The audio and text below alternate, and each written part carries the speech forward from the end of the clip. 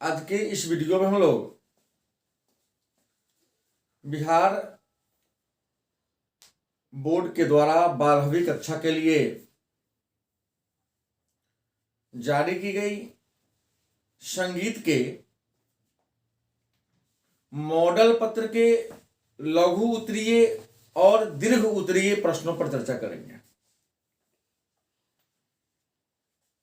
जैसा कि आप जानते हैं कि संगीत में 10 लघु उत्तरीय प्रश्नों का उत्तर देना है और किसी 4 दीर्घ उत्तरीय प्रश्नों का उत्तर देना है। तो आइए पहले प्रारंभ करते हैं 2 अंक स्तरीय प्रश्न। पहला है राग केदार क्या है। राग केदार क्या है?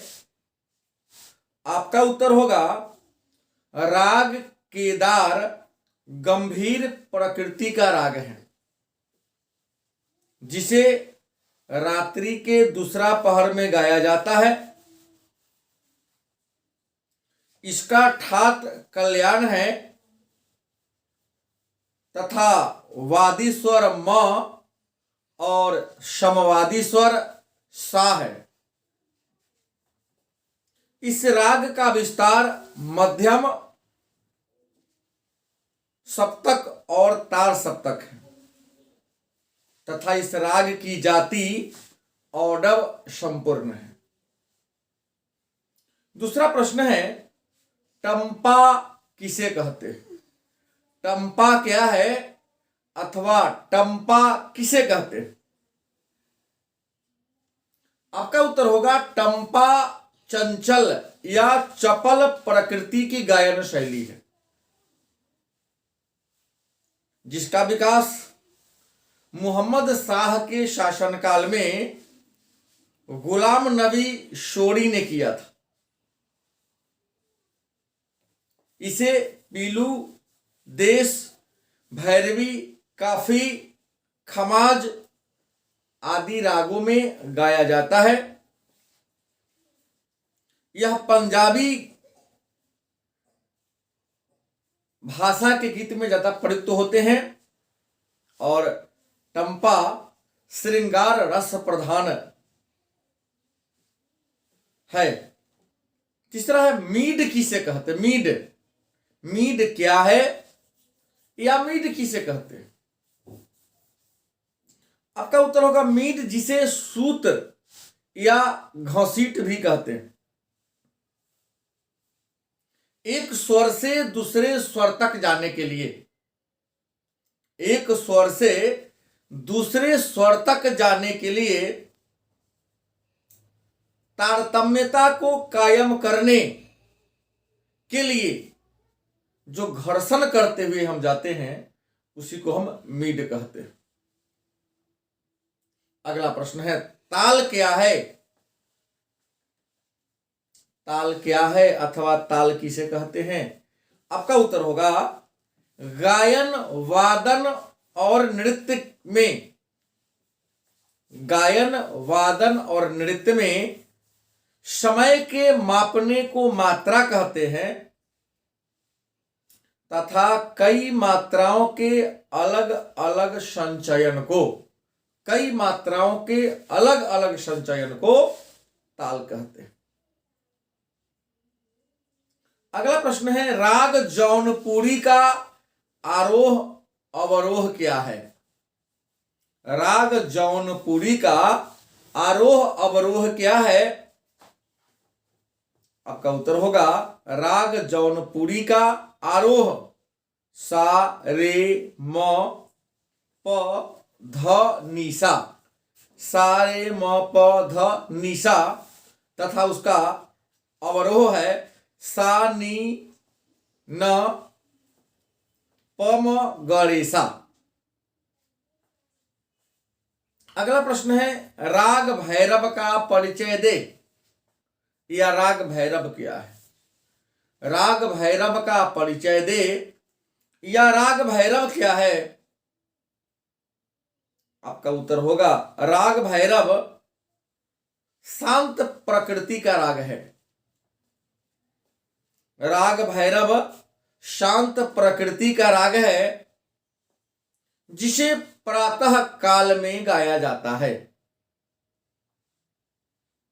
इस राग का ठाट भैरव है। इसका वादी स्वर ध और समवादी स्वर रे है तथा इस राग की जाति संपूर्ण है। अगला प्रश्न है, राग केदार का आरोह अवरोह तथा पकड़ लिखे। राग केदार का आरोह अवरोह और पकड़ आप लिखेंगे। राग केदार का आरोह सा म प द प नी न सा। अवरोह है शा नी ध प शा नी ध प पधम रेसा। और पकड़ है शाम सा म मग मगप मप धप धपम। अगला प्रश्न है, किसी राग में वादी और समवादी स्वर का क्या महत्व है। किसी राग में वादी और समवादी स्वर का क्या महत्व है। आपका उत्तर होगा, किसी भी राग में वादी और समवादी स्वर का स्थान महत्वपूर्ण है।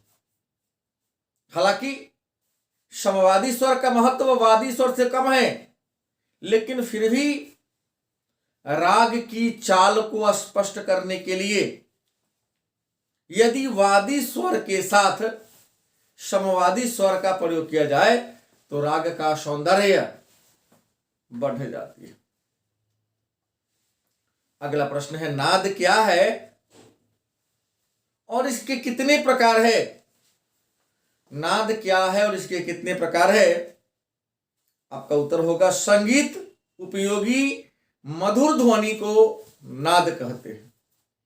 संगीत उपयोगी मधुर ध्वनि को नाद कहते हैं। विद्वानों के अनुसार संगीत का सृजन नाद से हुआ है और नाद के दो प्रकार होते हैं, आहत नाद और अनाहत नाद। अगला प्रश्न है, अनुवादी स्वर किसे कहते हैं। लक्षण गीत किसे कहते हैं। लक्षण गीत क्या है या लक्षण गीत किसे कहते हैं। आपका उत्तर होगा, लक्षण गीत उस गीत को कहते हैं। लक्षण गीत उस गीत को कहते हैं जिसमें राग के गायन, समय, ठाट, वादी समवादी स्वर, वर्जित स्वर का विधिवत उल्लेख हो, तो उसे ही हम लक्षण गीत के नाम से जानते हैं। अगला प्रश्न है, अनुवादी स्वर किसे कहते हैं। अनुवादी स्वर किसे कहते हैं। आपका उत्तर होगा, किसी भी राग में वादी और अनुवादी स्वर को छोड़कर जो अन्य राग लगते हैं उसी को हम अनुवादी स्वर कहते हैं। अगला है, वर्ज्य स्वर या वर्जित स्वर किसे कहते हैं।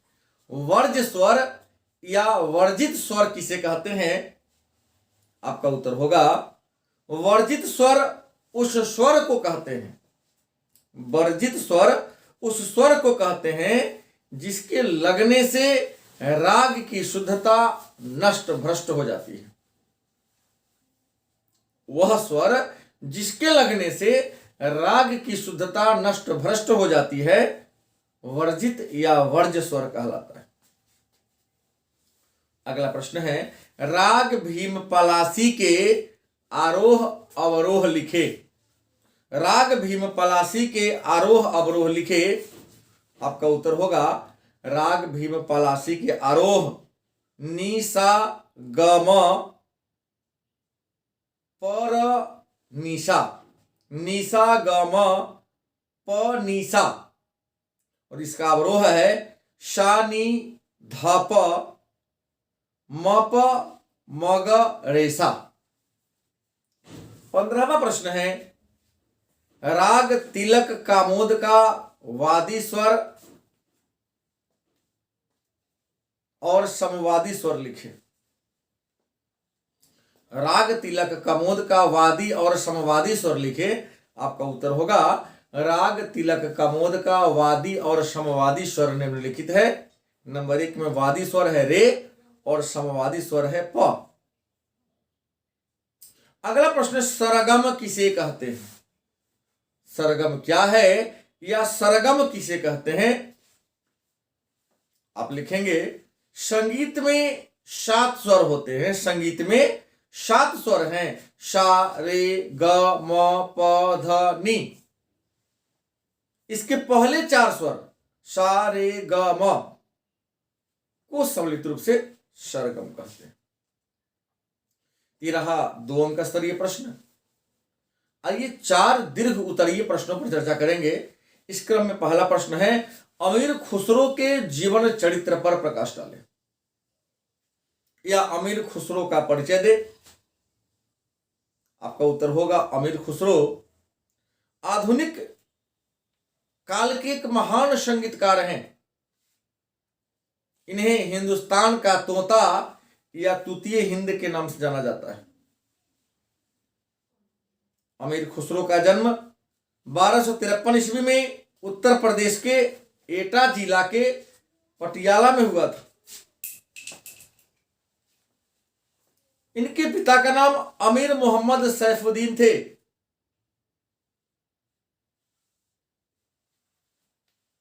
जो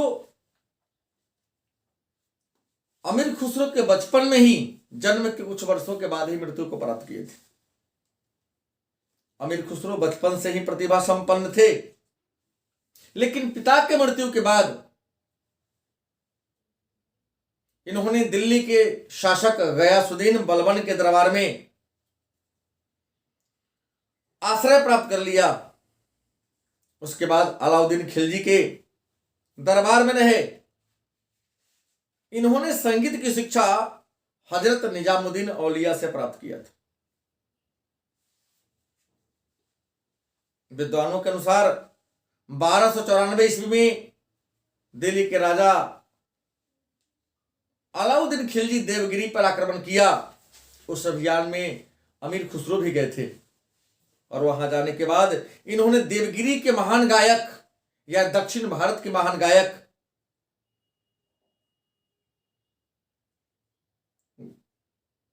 गोपाल नायक के साथ संगीत में प्रतिस्पर्धा प्रतियोगिता किया, कंपटीशन किया। लेकिन विद्वान लिखते हैं कि अमीर खुसरो से बहुत ज्यादा उच्च कोटि के संगीतकार थे गोपाल नायक। छल से अमीर खुसरो ने गोपाल नायक को पराजित कर दिया और बाद में उसे बंदी बनाकर दिल्ली लाया गया। 72 वर्ष की अवस्था में अर्थात 1335 ईस्वी में अमीर खुसरो की मृत्यु हो गई। इनका मकबरा ग्वालियर में। दीर्घोत्तरीय का दूसरा प्रश्न होगा, ध्रुवपद या ध्रुपद और धमार में की परिभाषा दे। ध्रुवपद और धमार की परिभाषा दे। आप लिखेंगे ध्रुवपद गायन की एक प्राचीन शैली है। गायन की शैली के द्वारा हमारे पूर्वज अमर पद को प्राप्त करते थे, मोक्ष को प्राप्त करते थे। मतलब गायन की वह शैली जिसके द्वारा हम मोक्ष को प्राप्त करते हैं, अमर पद को प्राप्त करते हैं, अमरत्व को प्राप्त करते हैं। गायन की इस शैली को हम ध्रुपद के नाम से जानते हैं। और आपको बता दें, स्वामी हरिदास, बैजू बावरा, तानसेन, गोपाल नायक ये उच्च कोटि के ध्रुपद गायक थे। दूसरा धमार क्या है, उसी का दूसरा है। तो धमार जिसे होरी भी कहते हैं, यह ध्रुपद के समान भी गायन की शैली है। इसका विकास मध्यकाल में हुआ था। यह श्रृंगार रस से, भक्ति रस से उत्प्रोत हैं। और धमार के 4 अवयव होते हैं, अस्थाई, अंतरा, संचारी, अभोग। धमार में राधा कृष्ण और ब्रज में भगवान कृष्ण के लीलाओं का वर्णन किया गया है। अगला है, राग भीम पलासी का छोटा ख्याल लिखे।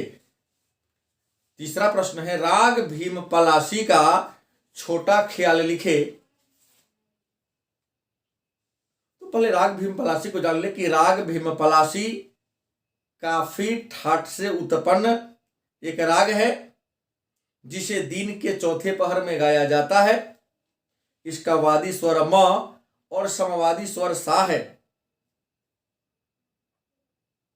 तथा इसका जाति औडव संपूर्ण है। एक ख्याल की बात करते हैं तो राग भीम पलासी का एक छोटा सा ख्याल है। मुरली बजावत कृष्ण कन्हाई, मुरली बजावत कृष्ण कन्हाई, सुध बुध तज सब सखिया नाई। मतलब भगवान कृष्ण के बांसुरी बजाने पर सखिया शुद्ध बुद्ध को खोकर कृष्ण के पास दौड़ी चली आती थी। या ऐसे लिख सकते हैं, वृंदावन की कुंज गलियन में सब सखियों के संग रास रचाई। वृंदावन की कुंज गलियन में सब सखियों के संग रास रचाई। ये छोटा सा ख्याल है राग भीम पलासी का।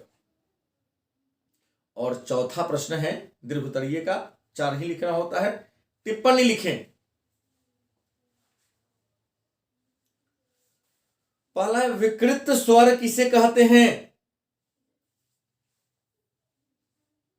आपका उत्तर होगा विकृत स्वर जिसे चल स्वर भी कहते हैं। विकृत स्वर या चल स्वर किसे कहते हैं? आपका उत्तर होगा विकृत स्वर उस स्वर को कहते हैं जो स्वर अपने निश्चित स्थान से या तो नीचे होते हैं या ऊपर होते हैं।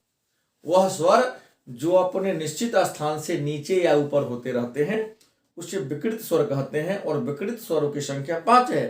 रे ग म ध नि। वर्ज्य स्वर किसे कहते हैं? दूसरा टिप्पणी है।